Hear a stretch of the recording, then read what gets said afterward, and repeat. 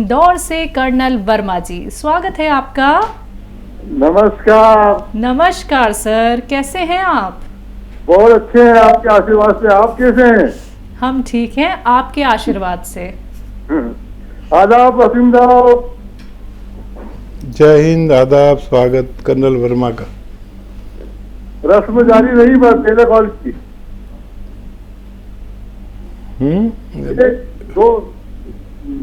दो सवाल मेरे पूछने थे आपको। एक तो ये जो हाथ पैर में अचानक बाउठा आ जाता है तो किसी गोंद पिया बेहतर रहेगा या कुछ और रहेगा?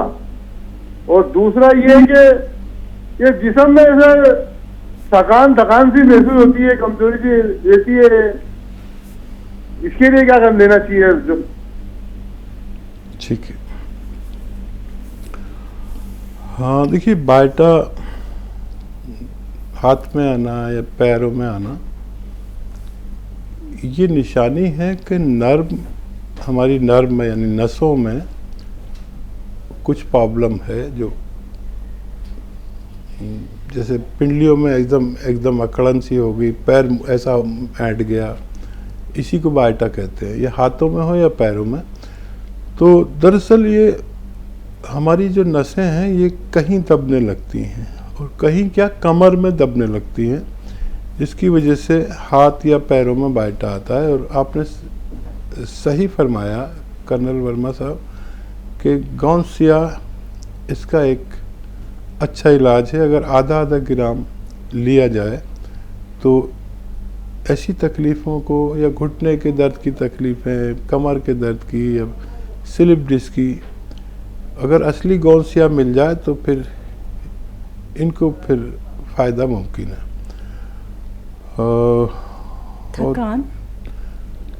थकान देखिए 2-3 वजह से होती है। हमारी आपकी उम्र वाले लोग जब इस उम्र में हमारे जिस्म में वो सब कुछ उतना तैयार नहीं होता जितना हमें चाहिए, तो हमें थकान सी रहती है कि दिल नहीं चाहता उठने को, चलने को।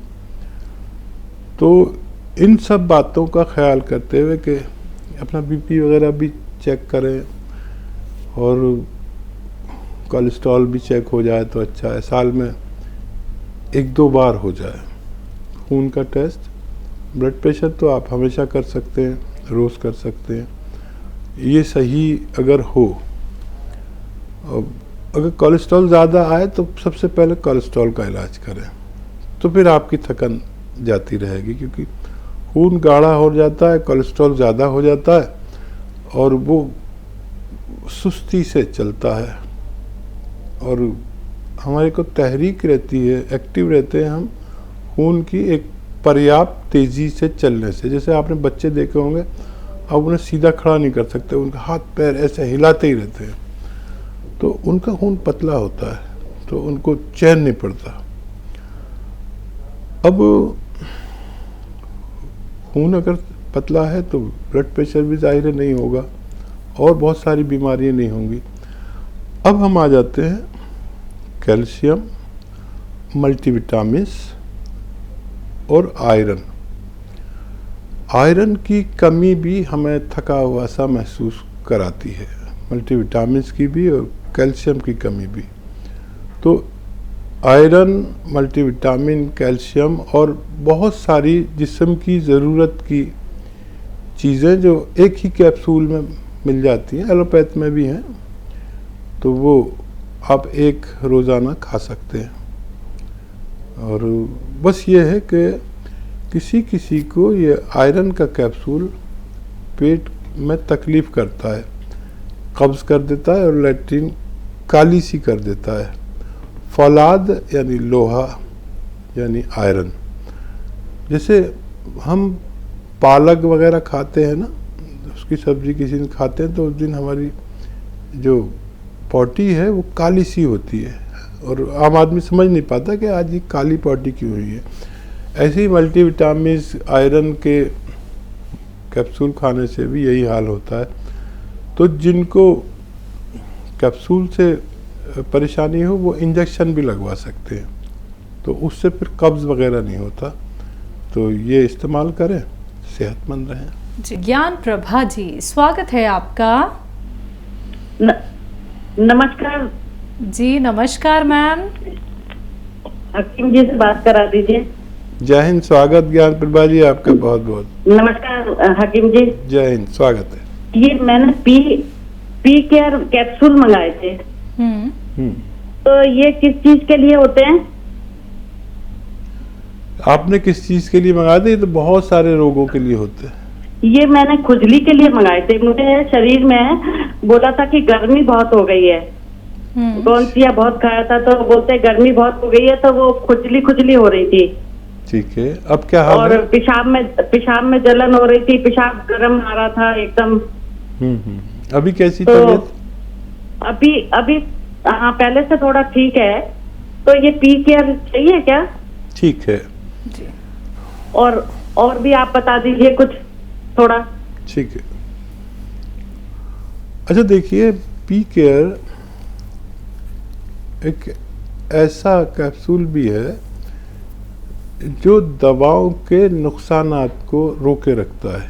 आप अगर एलोपैथ दवा खा रहे हैं कोई भी और पी केयर साथ में रहते हैं, तो उस एलोपैथ की दवा के नुकसान को होने नहीं देगा। लीवर और किडनी को ऐसे धो मांझ के रखता है। बहुत सारे रोगों में से काम आता है। ये स्किन रोग के लिए भी है, ये एसिडिटी के लिए भी है, कब्ज़ के लिए भी है, पेशाब की जलन के लिए भी है, लीवर के लिए बहुत अच्छा है, और बवासीर के लिए। यानी ये एक ऐसा कैप्सूल है जो 8-10 रोग अच्छे एक साथ करता है। ये चेहरे को साफ करने के लिए, मुहासों के लिए भी है, स्किन रोग के लिए है। तो ये तो आप ले रहे हैं और आपको फ़ायदा भी शुरू हो गया, लेकिन एक जो आपके किचन में खाने का सोडा है वो एक चुटकी लेकर पानी में मिलाकर पी लिया करिए, चाहे तो इस पानी से ही खा लिया करिए ये कैप्सूल, दिन में 1 बार या 2 बार, लेकिन एक चुटकी लेना। इससे भी आपको और ज़्यादा फ़ायदा मुमकिन है। जम्मू से हैं रिया जी, स्वागत है आपका। मैम हाँ जी रिया। नमस्ते हकीम जी। जी। हाँ जी सर, मेरी एक भाई है मेरा सर, उसकी बाजू, दोनों बाजू में ना ऐसे गिल्टी हैं, सामने दिखती हैं गोल गोल सी, 4-5 एक बाजू में है, 4-5 एक बाजू में है। उम्र कितनी है उनकी? मैम उसकी उम्र है 30। और कोई परेशानी? मैम और मुझे पहले तो शाइयाँ वगैरह थी, अब वो ठीक हो गई हैं। मैंने 4-5 महीने हो गए वो खाते गोंद मोरिंगा, मुझे फर्क है, मगर मेरे डार्क सर्कल नहीं जा रहे हैं। ठीक। और थोड़ा ब्लैकिश में है, अभी चीज में ना थोड़ी ब्लैकिश है। ठीक पहले से तो बड़ा फर्क है मैम। ठीक है जी। मैम मुझे डार्क सर्कल के लिए और इसके लिए बताना। बिल्कुल बिल्कुल। देखिए, गोंद मोरिंगा तो आप खा ही रहे हैं। कुछ मल्टीविटामिन्स के कैप्सूल आते हैं, आयरन के कैप्सूल आते हैं, कैल्शियम मल्टीविटामिन्स और आयरन, इन सब का मिला जुला रूप एक कैप्सूल या एक टैबलेट के बतौर आता है। ये आप एक रोज़ ले लिया करिए तो आपको और भी ज़्यादा फ़ायदा मुमकिन है। बहुत मुबारक, आपको फ़ायदा होने लगा। और भाई के गांठों के लिए उनसे कहें कि ज़्यादा एनिमल फैट इस्तेमाल ना करें। अच्छा, एनिमल फैट हम समझते हैं कि गोश्त में है, मीट में है। एनिमल फैट दूध में भी है, मक्खन में भी है, देसी घी में भी है, तो वो कम से कम करें। और जब खाना खाएं तो एक नींबू निचोड़ लें पानी में, बाद में खाना खाने के बाद ये पानी पी लिया करें। इससे जो फ़ायदा होगा वो सबसे बड़ा ये होगा कि और गांठें निकलना बंद हो जाएंगी, नहीं तो जिसको निकलती है पूरा इसकी एक पूरी माला बन जाती है। तो ये ज़रूर किया करें। और एक चुटकी खाने का सोडा, आपके किचन में जो बेकिंग पाउडर कहलाता है, मीठा सोडा, एक चुटकी खाने का सोडा और एक चुटकी नमक जैतून पानी में मिला के रोज़ाना 1 बार या 2 बार भाई को पिलाया करें। उसको बहुत सारे फ़ायदों के साथ ये इसमें भी फ़ायदा होना मुमकिन है। छत्तीसगढ़ से हैं माया सोनी जी, स्वागत है आपका। हाँ मैडम जी नमस्ते। जी नमस्कार मैम। हाँ, और डॉक्टर साहब जी को बार बार नमस्ते। बार बार स्वागत आपका। जय हिंद। हाँ मैं जय हिंद। आपके प्रोग्राम देखती हूँ मैंने डायरी बना रखा है। वाह। मेरे 3 सवाल हैं जी। हाँ, एक तो मुंडी बूटी कहाँ मिलेगी? मुंडी बूटी कहाँ मिलेगी? जी। और दूसरा है गोंद मोरिंगा बच्चों को किस उम्र में दे सकते? ठीक है। और तीसरा सवाल है कुटकी किस काम में आता है? कुटकी, ठीक है। हाँ, और बुखार जैसे अभी लिखा है सपिस्तान उन्नाव अलसी, तो ये कहाँ मिलेगा उन्नाव और सपिस्तान? ठीक है मैम।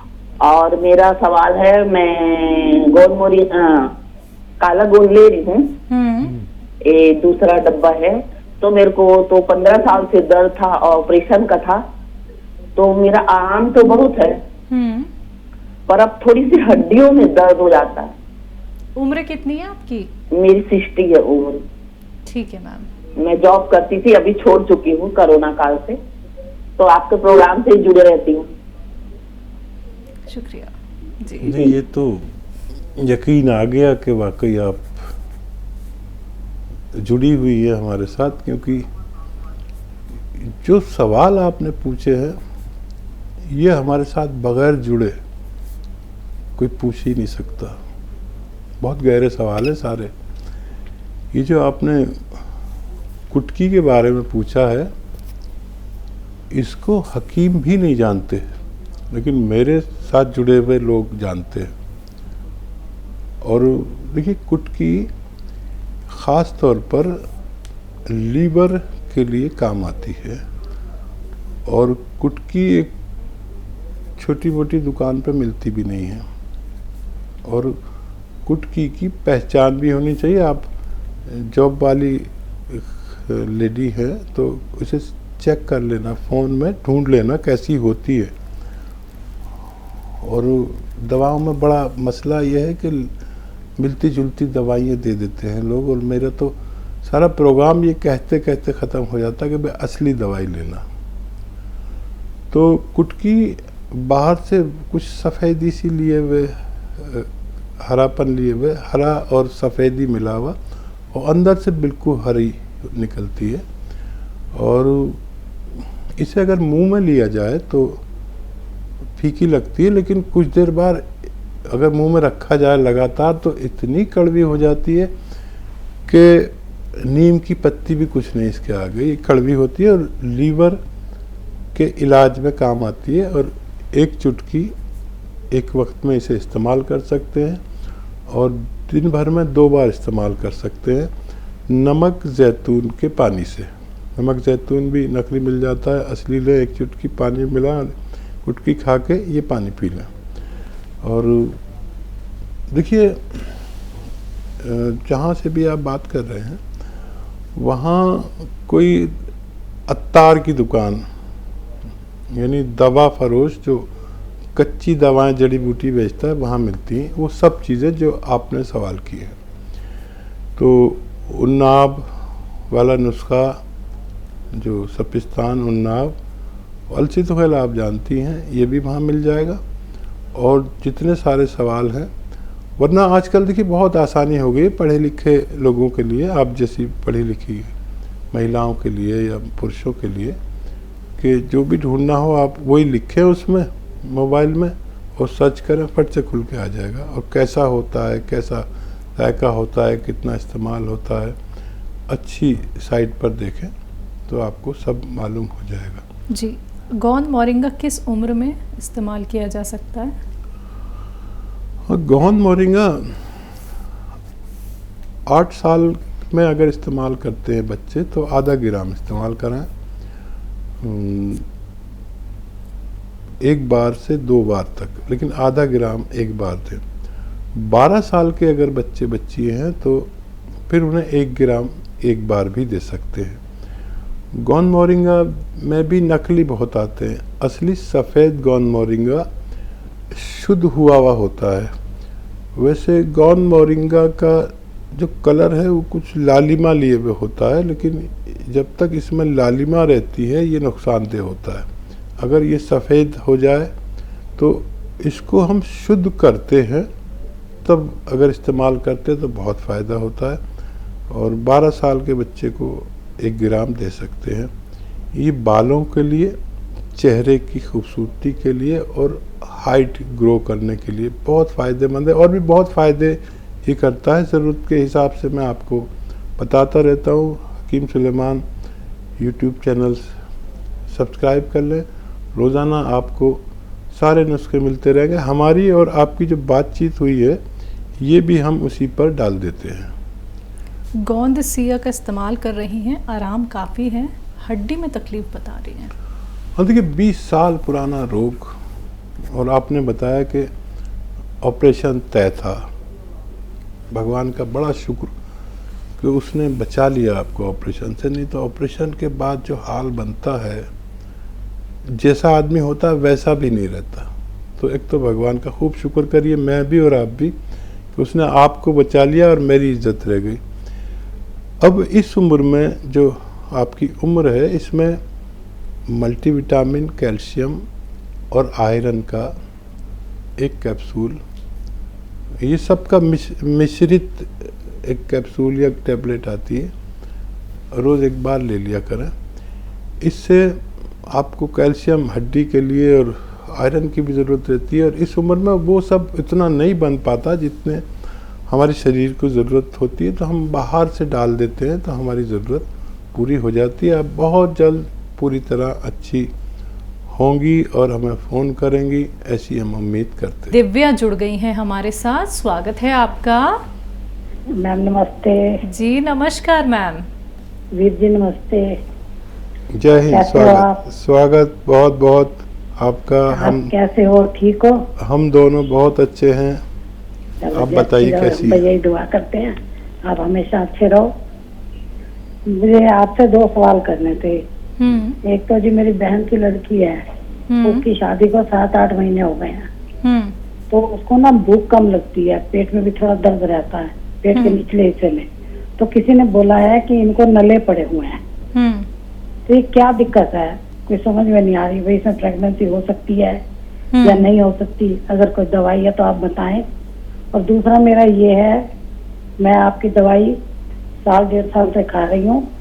मेरा 20-25 साल पुराना दर्द, जो भी मेरे को परेशानियां थी, सब खत्म हो गई है। अब आपने मेरे को थायराइड की और यूरिक एसिड की बता रखी है, अलसी और धनिया, वो मैं नमक जैतून पानी के साथ ले रही हूँ। मेरे को अब 1 महीना हो गया खाते हुए। वीर जी मेरे को बहुत ही आराम है, बहुत ही। मैं तो चल भी नहीं पाती थी, अब मैं थोड़ी बहुत चल भी लेती हूँ, बाहर घूम भी लेती हूँ थोड़ा बहुत। और एक महीने ना बाथरूम में जलन बहुत होती है, ऐसे आता है जैसे हल्दी की तरह पीला बाथरूम आता है। तो आप इस बारे में भी कोई दवाई बताएं, बहुत बहुत धन्यवाद होगा। भगवान का बड़ा शुक्र कि आपको फ़ायदा पहुंचाया और मेरी भी इज्जत बन गई। और ये जो आप नुस्खा ले रही हैं,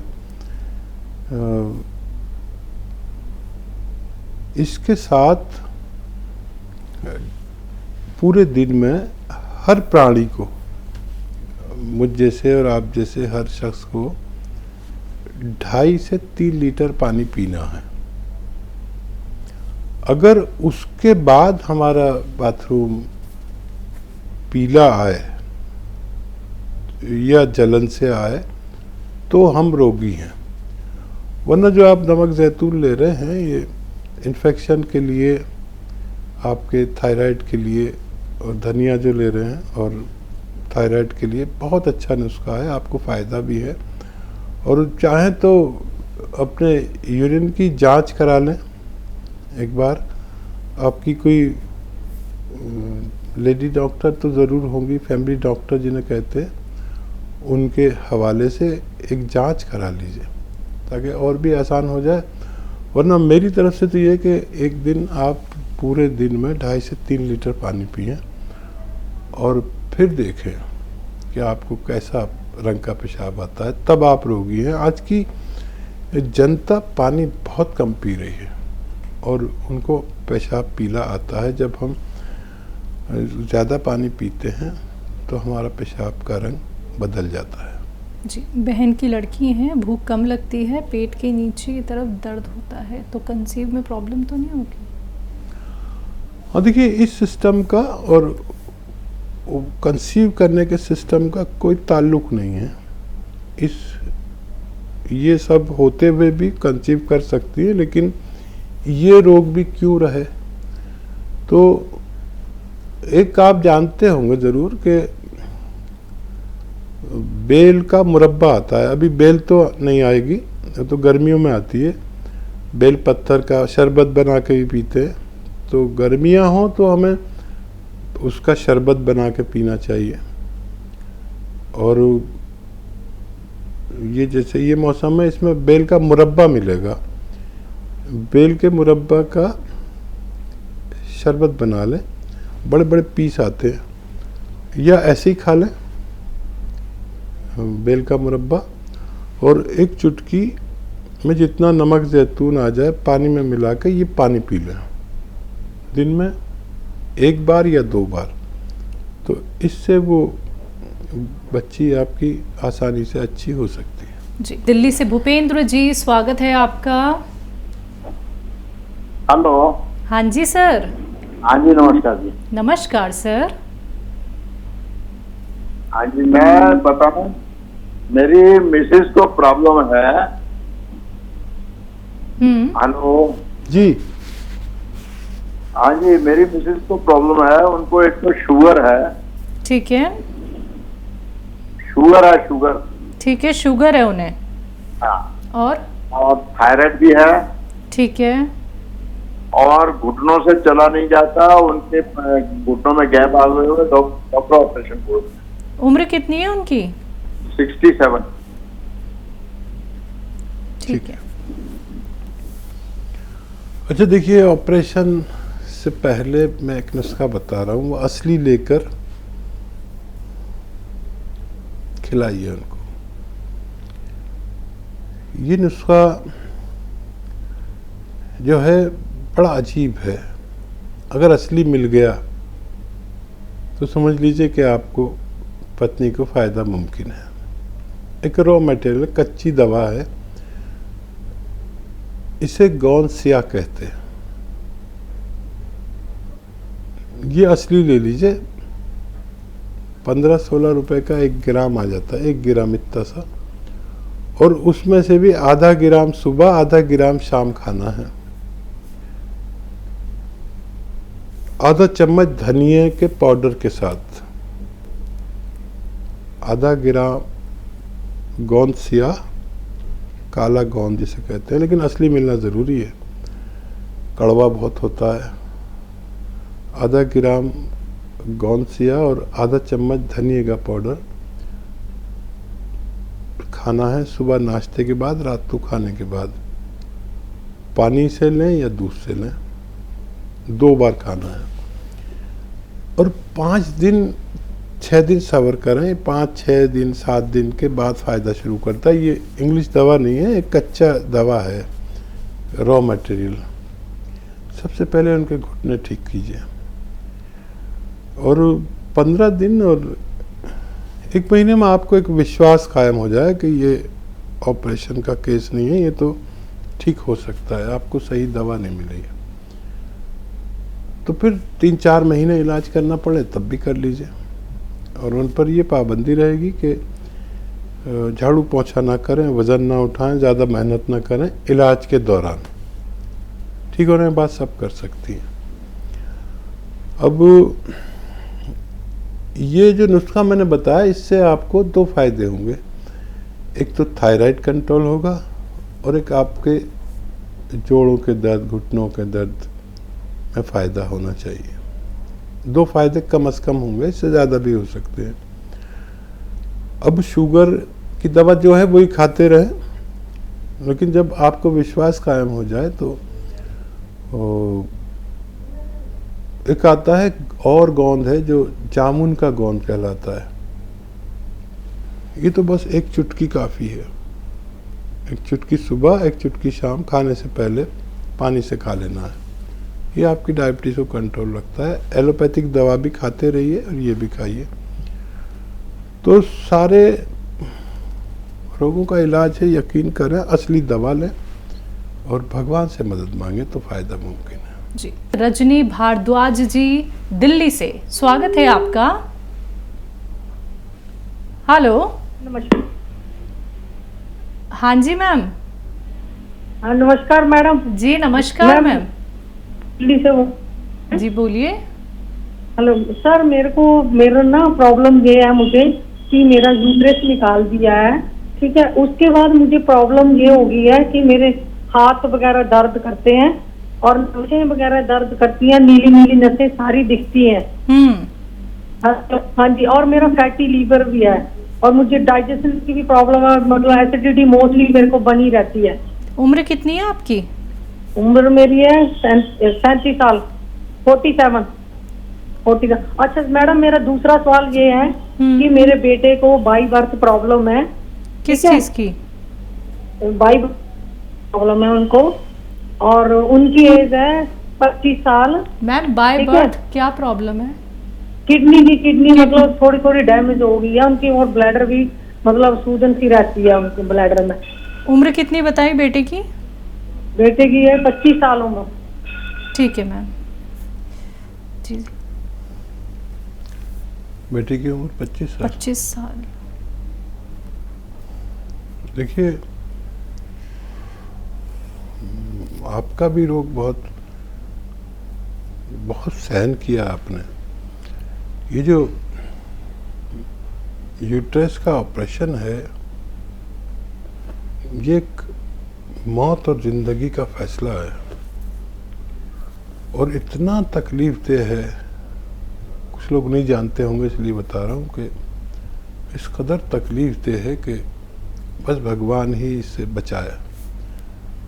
और अब तो ये सब कुछ हो ही गया, लेकिन इसके बाद हमारा ये सब इम्प्रेस हो जाता पूरा शरीर, नसें, जोड़, हड्डियाँ सब इम्प्रेस हो जाती हैं, नसें नीली पड़ने लगती हैं, वज़न बढ़ने लगता है और हाजमा दुरुस्त नहीं रहता, लीवर फैटी हो जाता है और जाने कितनी परेशानियाँ, किडनी पर भी असर आता है।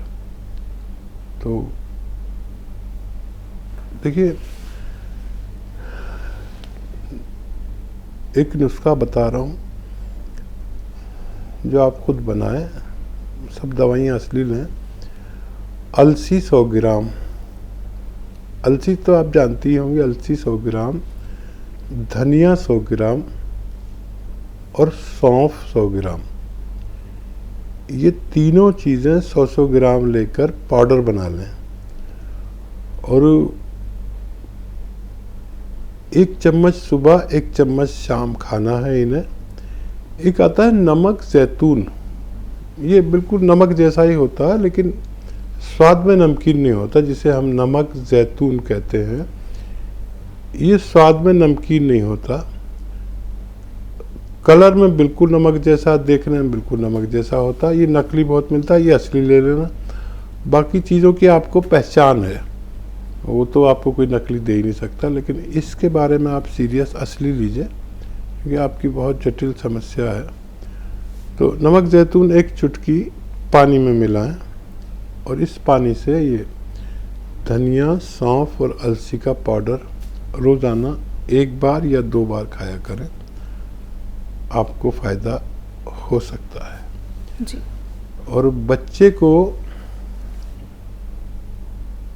आप हमेशा दें जो नुस्खा मैं बता रहा हूँ, ताकि वो सेहतमंद ज़िंदगी जी सके। क्योंकि किडनी में अगर प्रॉब्लम आने लगी तो उसके टिश्यू में ख़राबी आती चली जाती है। लेकिन एक नुस्खा ऐसा है कि जो अलसी मैंने आपको बताई है, वो अलसी उसको ऐसे नहीं देनी, बहुत हल्का सा भून कर पाउडर बना दें अलसी को, ठीक है।